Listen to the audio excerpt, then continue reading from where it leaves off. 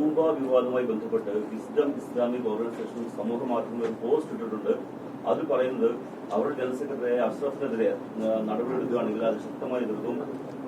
അത് ധാർമ്മിക മൂല്യങ്ങൾ സംരക്ഷിക്കുന്നവരാണ് അവര്. അതിന്റെ അടിസ്ഥാനത്തിലാണ് അഷ്റഫ് പ്രതികരിച്ചത്. അതിന്റെ പേരിൽ സർക്കാർ പ്രതികാര നടപടിയെടുക്കുകയാണെങ്കിൽ അംഗീകരിക്കാൻ കഴിയില്ല എന്നാണ് അത് പറയുന്നത്. അതിന്റെ സംഘടന പ്രസിഡന്റാണ് ആ പോസ്റ്റ് ഇട്ടിരിക്കുന്നത്. ഞാൻ ആ പോസ്റ്റ് കണ്ടില്ല. അത് എയ്ഡഡ് സ്കൂളല്ലേ? ഗവൺമെന്റിനെതിരായിട്ടോ മാനേജ്മെന്റിനെതിരായിട്ടോ വിദ്യാഭ്യാസ നയങ്ങൾക്കെതിരായിട്ടോ പരസ്യമായ പ്രസ്താവനയോ അത് ലംഘനം ഉണ്ടായാൽ നടപടി ആദ്യം എടുക്കേണ്ടത് മാനേജ്മെന്റാണ്, ഗവൺമെന്റ് അല്ല. ആദ്യം മാനേജ്മെന്റാണ് നടപടി എടുക്കേണ്ടത്. മാനേജ്മെന്റ് നടപടി എടുക്കുന്നതിൽ സത്യം അല്ലാത്ത തോന്നുന്ന ഒരു പൗരനാണെങ്കിൽ ഗവൺമെന്റിനെ സമീപിക്കാം. അപ്പം ഞങ്ങളൊരു നടപടി എടുത്തിട്ടില്ല. സ്വാഭാവികമായിട്ട് പിന്നെ ഗവൺമെന്റിന്റെ ശമ്പളത്തിൽ ഉള്ള ഒരു വ്യക്തിയെ സംബന്ധിച്ചിടത്തോളം ഗവൺമെന്റ് വിരുദ്ധ പ്രസ്താവനയും ഗവൺമെന്റിന് എതിരായിട്ടുള്ള നയത്തിനെതിരായിട്ടുള്ള കാര്യം പറയുമ്പോൾ ചിലപ്പോൾ സ്കൂളിൽ വിളിച്ച് അന്വേഷിച്ചേക്കാം, എന്താണ് അങ്ങനെ ഒരു സംഭവം വല്ലതും ഉണ്ടോ എന്ന് അന്വേഷിക്കാം. ഞങ്ങളിവിടെ ഗവൺമെന്റിന്റെ ഭാഗത്തുനിന്ന് വിദ്യാഭ്യാസ ഡയറക്ടറോ വിദ്യാഭ്യാസ മന്ത്രിയോ അവരാരും നടപടിയും ഇതുവരെ സ്വീകരിച്ചിട്ടില്ല. പക്ഷേ മാനേജ്മെന്റ് അതിന്റെ ഉത്തരവാദിത്തമുണ്ട്. അത്തരം കാര്യങ്ങളിൽ ലംഘനം നടത്തിയാൽ ആവശ്യമായ നടപടി സ്വീകരിക്കാനുള്ള അവകാശം പിന്നെ മാനേജ്മെന്റിനുണ്ട്.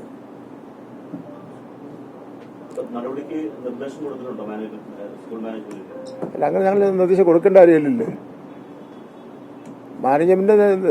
മാനേജ്മെന്റ് ശരിയായ രൂപത്തിലുള്ള നടപടി പാലിച്ചില്ലെങ്കിൽ മാനേജ്മെന്റിന്റെ നിലനിൽപ്പിന് ബുദ്ധിമുട്ടായി വരുമല്ലോ.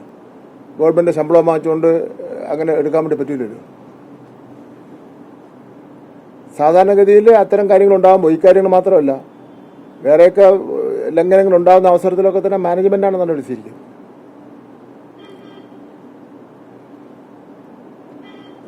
അത്ര ഭയമുള്ളവർ എന്തിനാണ് ഈ പിന്നെ ഗവൺമെന്റിനെയും ഗവൺമെന്റിന്റെ നയത്തെയും ഒരു സമൂഹത്തെ ആകെ തന്നെ വെല്ലുവിളിക്കാൻ വേണ്ടി പോയത്?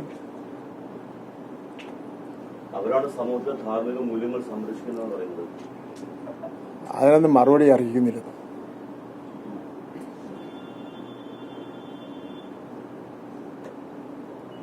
നാഷണൽ സർവേ പോലെ സംസ്ഥാന ഗവൺമെന്റ് സർവേ നടത്തുമെന്ന് പറഞ്ഞു. ഇല്ല, അതിപ്പോൾ ആലോചിച്ചിട്ടില്ല.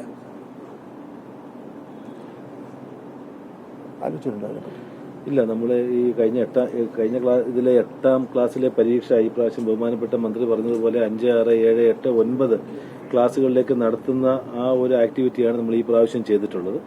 അതിനുശേഷം നമ്മൾ കഴിഞ്ഞ പ്രാവശ്യം ചെയ്യുന്നത് പോലെ തന്നെ ഓണപരീക്ഷയും ക്രിസ്മസ് പരീക്ഷയും നടത്തി അതിന് ഈ പ്രാവശ്യം നമ്മൾ അക്കാദമിക പ്ലാൻ ഇതിനകം തന്നെ ഈ 12,930 സ്കൂളുകളിലും പബ്ലിഷ് ചെയ്തിട്ടുണ്ട്.